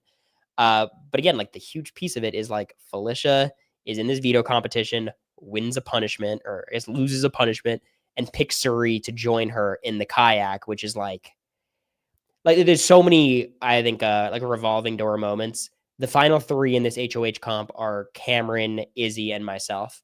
If me or Izzy win, this is not an entertaining week whatsoever, right? Like I'm not pulling the trigger at this point. Credit to Cameron. I don't think anyone would have really made any kind of these nominations except for him and maybe America. So like he screwed it up, but he did make the nominations. And then we get to the veto competition. If Felicia doesn't get that power, if she doesn't pick Suri particularly, I think there's a very low likelihood that the house flips. So it's like so many things, so many dominoes had to align for this week to happen, and they did. Yes. And so that, amongst other things, like Izzy having a conversation with you about like playing for herself versus playing for other people, and you fearing like she's never gonna turn on Suri, and With a veto, and she said she wasn't going to use it on herself, which I was like, "Oh, Izzy, come on." Yep. And so all of this again building up to the moment where I think it's sort of like a bit of an ultimatum is made, like America's got to go. Well, if America's got to go, then I have to go in a different direction, and that means saving Felicia and taking out Izzy. And in order to do that, you need to pull in Jag and Matt. And so you do so. You finally like dump all of the information that you have on Jag, who sort of finally is like, okay. Yeah, he gets there. And then once he gets there, though, he's passionate. He's into it. He says, F the 7 deadly sins. We're the Power Rangers. Let's do this. It should be a blindside. He kind of goes back on that. But like once Jag got on board, full force, he was there. It was very fun from my perspective, who, again, like as much as you were probably beating your head against the wall, I kind of felt the same way. Yes. Of course, Matt gets on board as well, which was another kind of feat there. Again, with Suri in action, I'm not sure these two are able to be swung over, but they are. Then that leads to some drama when this information is going to leak out, and Jared eventually finds out that something's happening. He questions you about it.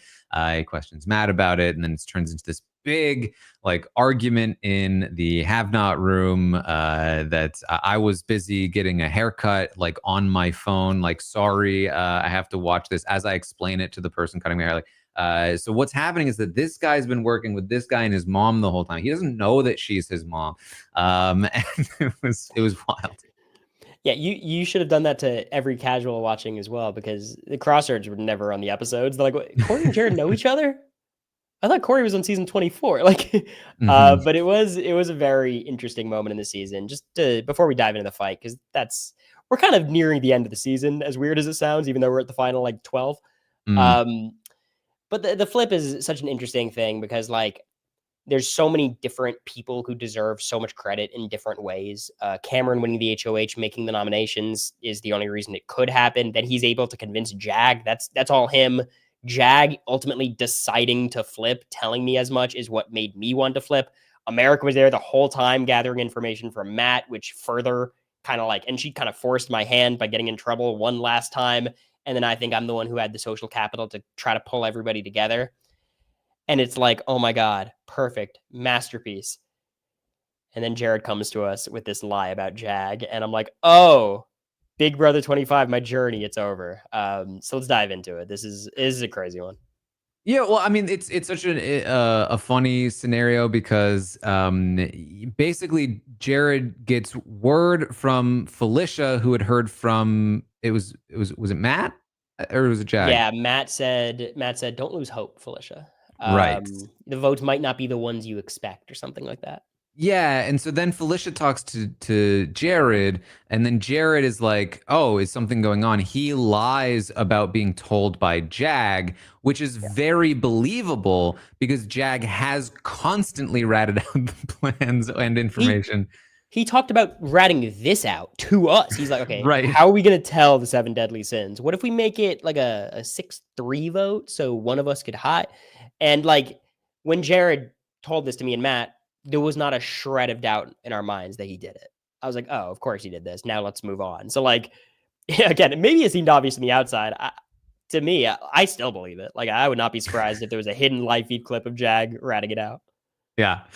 So this leads to like a sort of inadvertent admission to the flip early, which leads to this big back and forth argument, which does really like I think, unfortunately for you, put a lot of heat onto you for this when it could have been a bit more dispersed. Now, I think it probably would have landed on you in large part anyway, but like this really solidifies a lot of sort of animosity toward you in particular, which gave a lot more free reign to players like Matt and Jag, who were able to kind of bro it up with Jared at least briefly afterward. I think so. I think a lot of the consequences of this fight are going to be felt in the next week, which I was very lucky to get away with. It was a matter of like 20, 30 seconds and I'm being evicted that week. So like, I think I mainly avoided the backlash of that. And then it does kind of become a competition spree determining, everything from that point on. But certainly I think something to start tracking, not just week 6, also week 7, also the double eviction is how consistently Matt is able to betray the same group of people and how consistently they will forgive Matt and move forward with him. Yeah, we haven't talked a lot about Matt yet. Ultimately, he is obviously going to be the losing finalist. I think it is forgotten how sort of effective Matt was in the game. You end up leaving the house, calling him the best player. Of course, things shift. And if he had a particular, maybe 2 particular weaknesses, one would be not being able to own his game and explain it properly. The other would be the stuff he says. But aside from those things, he was so socially malleable in a way that was like, very effective for him, as you mentioned, just like constantly being brought in by people he just turned on. Everyone wanted to work with him. He was very good at self-preservation, and it really shined this following week as Izzy gets blindsided by this vote, is evicted from the game. And then Jared wins the following HOH in dramatic fashion, as the person on the other side of this flipped vote. It was pretty crazy. Just a final point on Matt, because I'm sure we'll talk about him more in the end game. I think a lot of his inability to own his game was almost secondary to just the way he was perceived in general. This is kind of just my perspective, just to be clear, where it's like, because of how willing he was to be vulnerable with the other house guests, which is a very, powerful trait he has. And like the way he conducted himself as a bit of like a golden retriever and never really pushing too hard and always kind of agreeing in these social situations, it has the simultaneous effect of like, yeah, you totally can betray people and get right back in with them. But then when it gets time to like respect someone's gameplay, you kind of been working against yourself the entire time. I think if Matt was better at owning his game, Taran, I don't know if he'd be able to nestle in as well. It's kind of like a fundamentally flawed plan. Granted, he could have beaten a ton of people in the end anyway. So like, I think there's a path for Matt's game to work on a ton of seasons, but I do think there's more drawbacks than people would like to admit. Yeah, I would say it's a more sort of intuitive game style than intentional one. Which is why I think he has trouble articulating it, because it's not something that he is sort of consciously, I think, plotting out.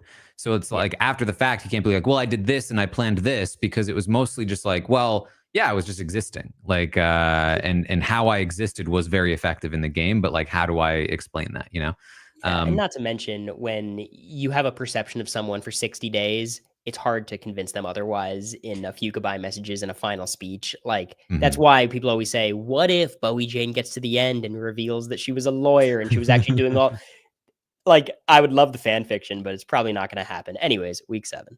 maybe if we have the old jury format again someday, we'll have more of a shot for that. But yes, Izzy is evicted. Jared wins the following HOH.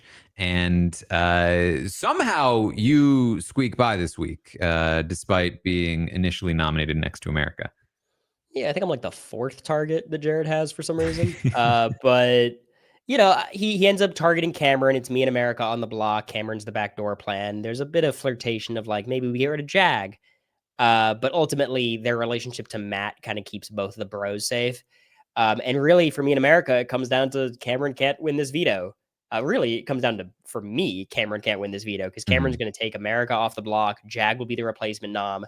And I think I'm okay, but it's certainly dicey. So ultimately, Jared had nothing but enemies left in the house. He thought he had more allies than he did, but ultimately he targeted some of his enemies, and I don't think it was a disastrous plan by him.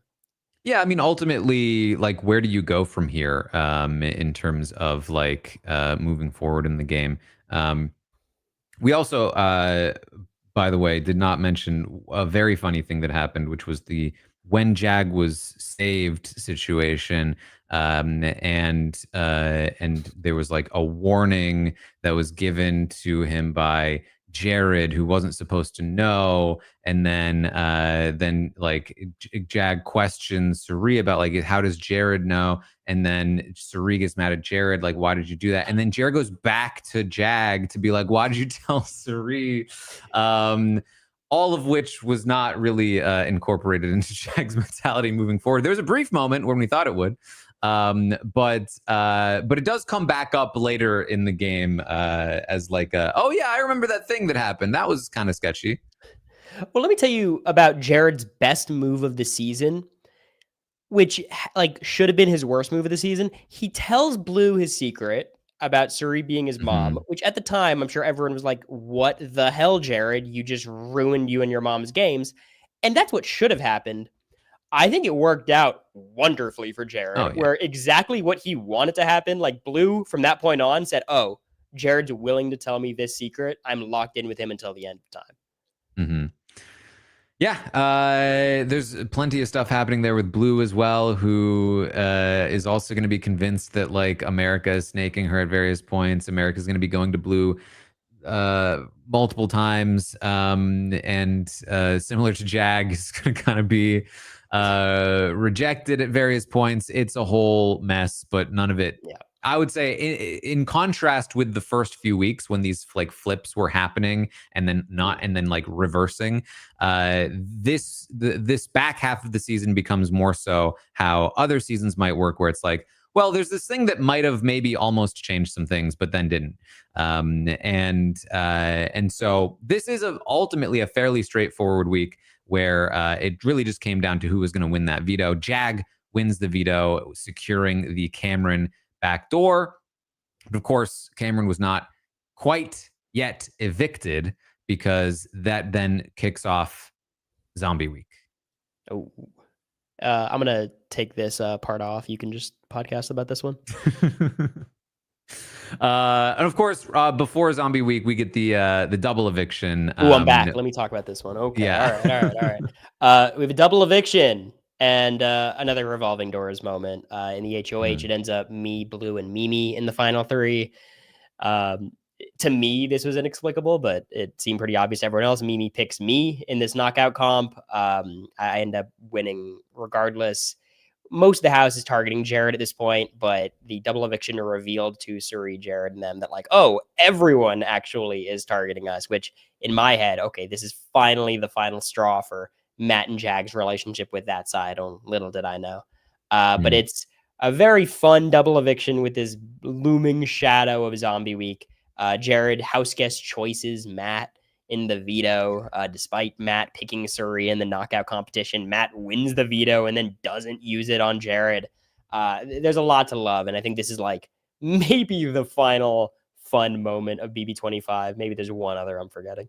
It really was such a dramatic sort of finale to this segment of the season, and it was incredibly disappointing that the Zombie Week just like kind of invalidated most of it. And just took took a week off from the season. I always think about like the GIF that I posted at the time, which was like just a truck like slamming into a wall, which is like that was the momentum. It was full force, just and then complete stop. But here's what I'll say. Don't be upset about what we got. Be thankful for what we didn't get. Because there's another world where like Blue wins this HOH, Bowie gets evicted, Cam beats her in the battle back, and then we got Cam and Jared in the final 10 competing in the HOH. And that game Maybe that would have been better. From a viewer's perspective, perhaps. From a viewer perspective, yeah. But it was a mess of a twist. But it was certainly a fun double eviction, and I think it was a very thematic double eviction as well. Because the reason Jared would never target me was, of course, I could never win a competition. And future in the season, I'd prove him right. But in this one solitary moment, I was able to pull it out, and he had to walk out of the house for 25 minutes. He did, in fact, have to do that. Zombie week comes. There is some, like, when we say nothing happened in Zombie week, that is mostly true. There is some relevant, like, social things going on. Primarily that, like, Cameron is going to try to ingratiate himself with Jag and Matt, who by this point have long since made their Minutemen alliance. They're going to pull Cameron in, and they become the fugitives for a brief period of time. And in the meantime, like, Jared is learning more information, Blue is learning more information, and just kind of like very slowly things are getting a little bit solidified. Jag and Matt start to take more of a middle position in the house as everyone continues to gravitate toward them, and you end up sort of like left on the side with America. Mimi and Felicia end up in their own kind of position. Cirie, having just lost Jared, and Izzy is struggling to keep Jared around. It's not going to happen. Cirie, by this point, also, she had been exposed for a lot of what she was doing in the big flip on Izzy, had managed to kind of start to reintegrate with the house, at which point, like, a lot of her stuff got leaked again by Jared, and that was kind of the final straw for anybody trusting Cirie again.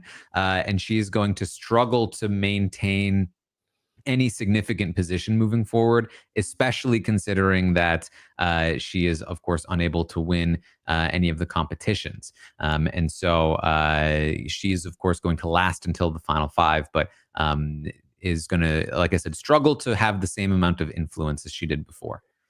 Yeah, I think it's a huge shame. You talk about Matt and Jag's middle position. It's a bit of a shame that their middle position was never really tested, because Right. I think that could have like elevated Jag's winning game, perhaps, or maybe it would have created more of a shakeup. But from this point on, we get a Cameron HOH right after Zombie Week, and then it is the Mafia running the table from that point on. And just a quick note about Cirie, because she does make a very deep run. I think a lot of people have differing perspectives on her game from this point moving forward. And I think for the most part, everybody is correct. Like, she was maneuvering very well, and she was kind of recovering her position well and trying to get into a spot where maybe she could win the game. And also the reason why Jag specifically was willing to take her that far in the game was because of her lack of competition prowess. So it's like, unfortunately, and it seems so ridiculous to say about a player like Cirie because we know how dominant she could be, it did feel like she was kind of being dragged along, but it's very dangerous to drag along a player like Cirie Field. So, like, again, there's so many different ways this could have played out with just one different comp outcome, one veto that her or Felicia could pull out, where I think we ever have a very different conversation right now, but we're not.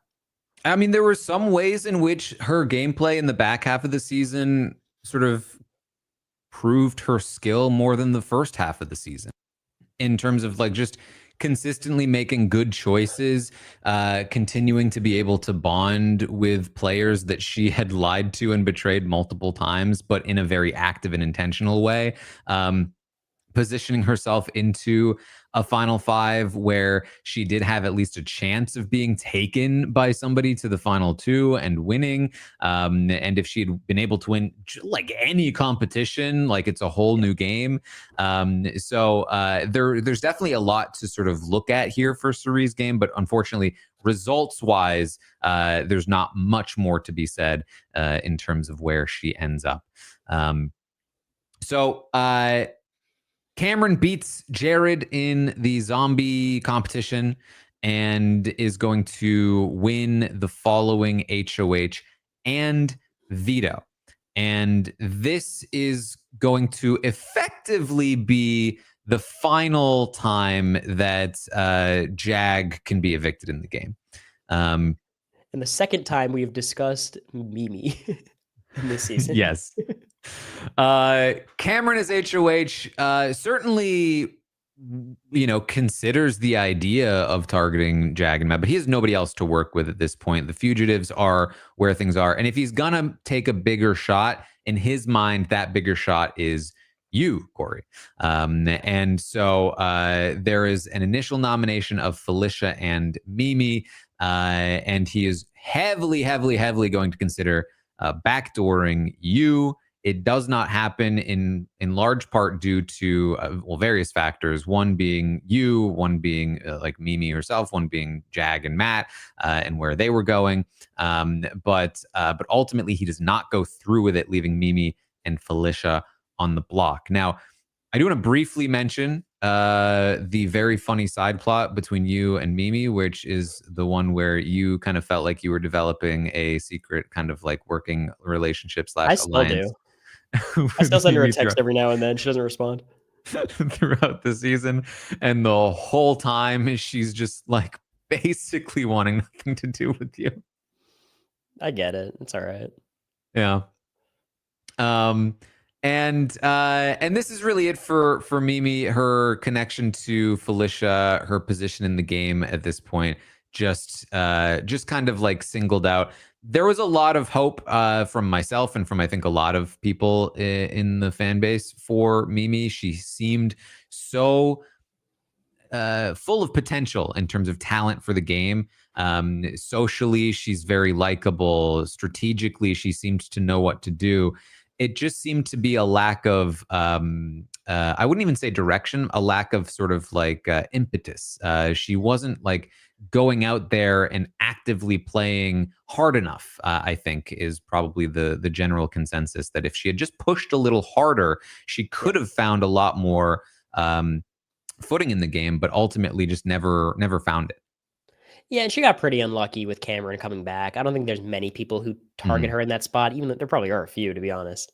It's just kind of a tough like player to discuss because so many times throughout the season, it felt like Mimi found herself into an awesome position. After the flip, she's probably the best situated person in the house. Maybe it's Matt, but she had less blood in her hands than Matt. Like she was handed this like beautiful position in the middle. She can play both sides. No one's targeting her. She also has people just desperate to work with her. I'm dying for a final 2 with her. Of course, Jag is in that same boat. And none of it materializes. And I think the epitome of her entire game is that final week. She's on the block. I'm talking to Mimi. I'm like, so Mimi, who do you think you're putting up next week? And there's just no answer. What are you going to do? Yeah. So that is the end of Mimi. Heading into the next week, Bowie Jane wins the HOH.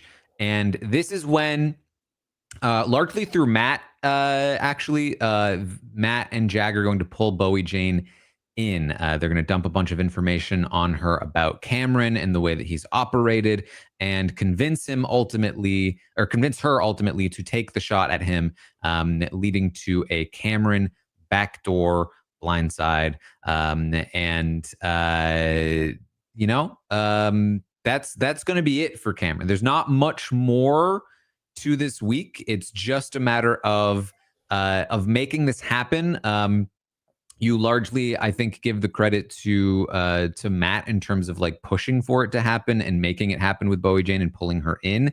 Of course, later on, it's going to be Jag that reaps the rewards of many of these decisions, and it's ultimately going to be Jag that wins Bowie Jane to his side of the mafia alliance that is to come. But this is the end of Cameron. It was always going to come the second he lost a competition. There was really no doubt about it. Yeah, if he targets me the week before, this is still his fate. If he targets Matt and Jag the week before, probably still his fate, but maybe there's a world he can figure something out. I still kind of doubt it. But just a chaotic player who I think contributed a ton to the season, but like at some point these kinds of players have to go. And the fact that jury has just started is kind of ridiculous. He gets evicted on day 72, the first first member of the jury. So like some players, Taran, it feels like their destiny is to be the first member of the jury, and I think Cameron is in that boat. Mm-hmm. Yeah, I mean, he lasted an extra, like 30 days almost from when he was originally evicted. And like he was basically evicted at the very next opportunity that was available. Yeah, I mean, he evicted, double eviction, he's not there. Zombie week, he's a zombie, HOH.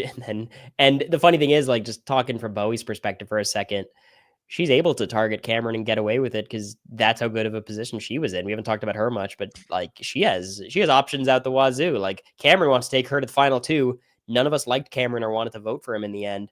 And her getting rid of him still was like a fine move. Yeah, it wasn't, I would say, an optimal move, but it did work out for her in various, or as I would say, could have worked out for her in various ways had she also kind of, I guess, had more sort of ambition in the game. But ultimately, this is the end of Cameron, which leads to, and of course, Jag wins the veto this week. As I mentioned, Jag basically does not lose or is not vulnerable in any week moving forward, aside from the one double eviction where his alliance, Bowie and Matt, both won the competitions. He wins the following HOH. And this is a whole mess of like twisty nonsense in terms of like the veto situation and the invisible, was it invisible HOH? The invisible invincibility. HOH. He had invincibility and invisibility. And play again ability. That's the bad one. A lot of abilities. Jag wins the secret HOH, which is not a big secret, and also wins a veto alongside Blue. It was really like the combination of the vetoes being won in the way that they were, which then led to a change in plan to renominate both you and America, leading to your eviction, Cory. Yeah, it's just pretty simple. Like it was just who was most likely to win comps in order. And the fact that I was this high on the list is flattering. Certainly, I really wasn't. It was Blue first, and then Blue ended up winning a comp, so I had to jump in the pecking order. But the strategy at this point is very simple. America said something to Blue, and then Blue ratted it out to Matt. And there's just no reason to get rid of Suri or Felicia at this point. No reason to get rid of Bowie. So, like, I think I was the only reasonable option left to be targeted, and they certainly targeted me. I think this is definitely the worst twist of the season, and I am incredibly biased, of course, just because of how many different steps of the twist you could tell there was a clear problem with the twist's design of like the invisible HOH having a ladder and a zip line is just like asinine. And then the first veto being another endurance competition, and then having the next HOH that person could play in, and it's also very physical. There was just like a lot of components where like any one of RHAP's viewers could just be in that room. They could fix them in 5 seconds. They just didn't have that foresight. And as a result, my Big Brother dreams ended. So sad. Yeah, I mean, basically from this point forward, the reason why a lot of the stuff that we're talking about isn't super relevant is sort of exactly what you said, which is that like the strategy of the game has just become vote out everyone that can win a competition in order, and it goes from Cameron to you to then Blue, America, Suri, Felicia, and then the Mafia becomes the greatest alliance in the history of the show. It was sad because they ran out of people who could win competitions. Like they had to get to me. Like, I guess Cory's a comp threat. He got one of 15. Like America obviously didn't get a comp win. Blue just got her whiteboard comp. But like, truthfully, we are bigger comp threats. It's all relative. So I don't think they necessarily made the wrong call. They're just, again, we don't have to talk about the specifics. There's a lot of messiness this entire time of like Jag wanting to use Bowie as a pawn for no reason, and then me campaigning and making Bowie cry, and a lot of that's happening. It just doesn't matter, but like it is there. Yeah, I would say probably the most relevant stuff is the Bowie stuff, because this is the week where I think, despite her week the previous week where she made that move and took out Cameron, which in some ways I said was not optimal, but in other ways was still like something, because she's the person that took down Cameron, and now all of a sudden she's kind of a player in the game. Unfortunately, the following week, the way that she handles your campaign, I think, completely takes her out of contention for like ever winning the game at that point, because it became clear to everyone that she wasn't really playing the game, that she like took offense to a campaign and was like, well, I'm not like, that's not why I'm here, and all of that stuff. Yeah, it's always weird because it's always a Felicia path for someone like Bowie to get Right. to the end with, and even like America, who knows how that jury votes. So like her, she's not drawing dead, but like it's hard to make the case of like, oh, Bowie actually is a very strong strategic player who deserves to win the game. Like that's not why she was going to win at that point. Mm-hmm. So then, as we said, Jag wins the next HOH, back-to-back HOHs, strictly due to a twist and no other shenanigans. He is going to nominate America and Blue. They decide to take out Blue before America because, basically because at that point, Blue had won a competition and America hadn't. Yeah, I think there was that veto the week before where Blue was hanging in the endurance comp for like 2 hours, and I think that was the sole reason basically Jag targeted her first, and he chose to target Blue before me and America the week before, so she basically just like bought herself an extra week at that point.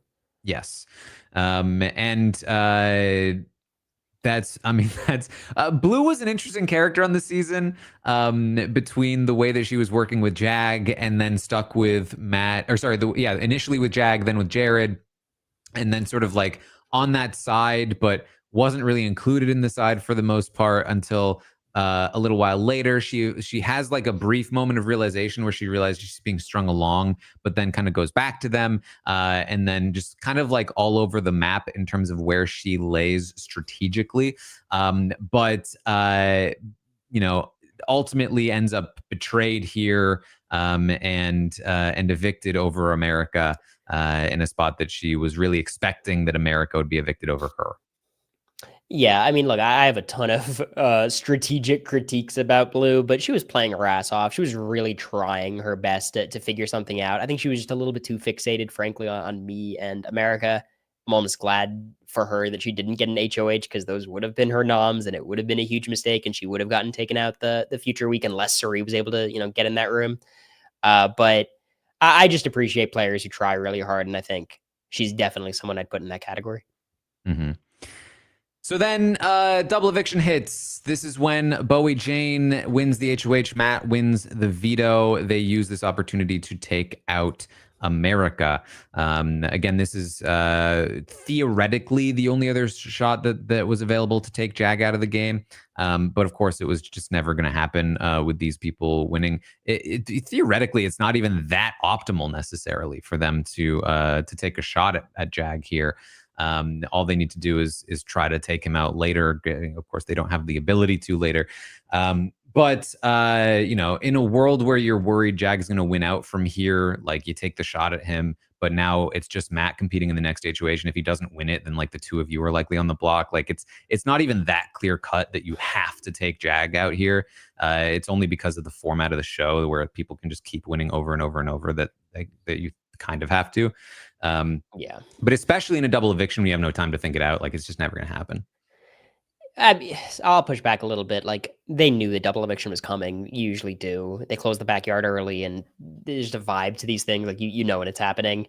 And Bowie specifically, like this closed the door of any chance of Bowie having a chance of doing anything, because it's not like, oh, Jag has to win out. It's like, well, now he's competing against only like 4 other people. 2 of them are Suri and Felicia. Like him winning out is probably like a 65% chance, like being conservative. So, at least our perspective in the jury at this point, when Bowie, nominates, I believe it's America and Felicia, that's when we all were like, all right, we're trying to defend her, but there's very little to say at this point. Yeah, well, and I think to be fair, also to some degree, it's like in order for this to have even worked, she would have needed to nominate both Matt and Jag. Matt would have taken Jag off otherwise. So yeah, Exactly. never happened. And so, or you need to have Matt on board with the plan, which again, it's like, you know, in a world where this is a full week, even if you can plan for a double eviction, like there's a difference between planning for a double eviction and then like having the power and sitting with it for days and considering your options. And I think in that sense, it's just even less likely to happen. But of course, Bowie Jane was never going to make the move anyway. Yeah. This is it for America. I think, unfortunately for her, kind of a season of just like missed opportunities and inability to do much about anything, really. Yeah, I mean, I think she was just like a super resilient player. Like she was never in a good spot. The fact that she makes it this far, I don't want to say it's a miracle because a lot of it is like her own doing. Just to speak for her for a second, like this is a rough draw of a house for her. Like I don't know what her path is with the guys in this house, what her path is getting jury votes with those same guys and even some of the women. Like I have faith she could have maybe figured something out, but like it feels like she maximized every chance she had with this group of people.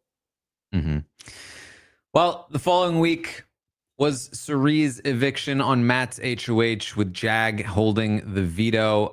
There's a world where this isn't Cerie if Jag doesn't win that veto, and Matt has a little more control over, or sort of like influence over, the ultimate result of the week. But by this point, in some ways, also like Matt's connection to Cerie is starting to hurt him with Bowie Jane and allows Jag to sort of slide in there and be like, well, Matt has Cerie, so it's kind of like the two of us on the other side of it. And he pushes hard to make sure that Cerie is the one that goes here instead of Felicia to help defang Matt a bit. And Matt, I think, to his detriment to some degree, agrees to it, but he didn't really have much of a choice to begin with. He didn't have a vote. Yeah, that I think there's like this narrative of like Jag got rid of Cerie. It proved he was the alpha in the Minutemen. It's like, no, he won the veto and him and Bowie were the only votes. I think the more impressive piece of this week is not Jag getting Matt to get rid of Cerie. It was Jag like really winning Bowie over, not just over this week, but over the following week. And in that case, it really was Jag controlling the vote. And of course, Cerie comes into jury with that perception, talking about how Bowie is Jag's lapdog and all of these things. So slowly the tides are starting to turn, not just in the house, but also in the jury house when doing this Matt versus Jag calculation.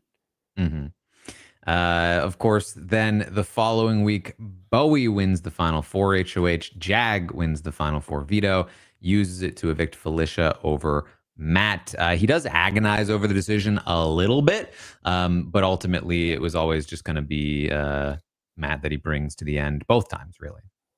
Yeah, in a weird way. I'm sure it didn't feel like this podcasting, but at that point, Jag has won the game. I think. I think the game is basically it's actually wrapped up. Putting aside competition wins, going to the end with Matt and Bowie. Matt thinks he's going to beat Jag, and Bowie's going to take Jag anyways. So like, getting rid of Felicia probably was an optimal move. It was a fine move for Jag, even though I'm sure like, there's a lot of beating of heads against walls, leaving Matt in the game at that stage.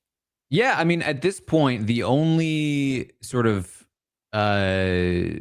reason to think that Jag might not win was you, because you had left the game saying that Matt was the best player, and you, along with Felicia and Cerie, who are both Matt fans, would have been at least 3 of the 7 votes. All it takes is one more. Maybe America agrees with you. Maybe one more person goes in that direction. Yeah. And it's really at the very least up in the air. We also figured if you were a sort of a Matt proponent, that you'd probably be able to make some good strategic arguments for him. Taran, who's listening to my strategic arguments on that jury? America. Cameron or Blue? America. You saw our only needed America, I guess. But it was very funny. We'll talk about this right now, the jury stuff, because like the truth is the goodbye messages, the terrible speech, all of that, I think it literally only affected my vote. I think everyone else was firmly on their side from the start of the whole thing. So like in a weird way, I think that all is a little bit overstated. I think it was a difference between a 5-2 vote and a 4-3 vote. I think America was Bowie before Matt, frankly. So like that, which is very fair, by the way. But I think the key didn't was know. that I don't think we sort of like. I mean, she was always a bigger Jag fan than Matt. But like, I don't think she was even aware in the jury house in terms of like how much he had said about her. Blue mentioned it, but like I don't know if we believed her. Like it just was like, okay, he talks shit. Like, what are you gonna do? We didn't really understand the extent of it, but like Blue just liked Jag more, and I know that perception in the house felt a little bit different, from people watching. But like we all just like I think the difference between Matt and Jag is like because Matt's so much more agreeable, he makes way less enemies. But like your best friends disagree with you sometimes, and like there is a back and forth, and there is like a dynamic there. And I feel like most of us felt like closer personally to Jag, even if we had less like turmoil with Matt, if that makes sense. Mm-hmm. So of course, in the final three here, Jag's going to win this, but it didn't really matter because Jag and Matt were both going to take each other, and they were both in part three, leaving Bowie Jane outside of the final two. But it did change their game for the better when they joined the mafia with Matt and I, which was certainly a thing that happened. Classic.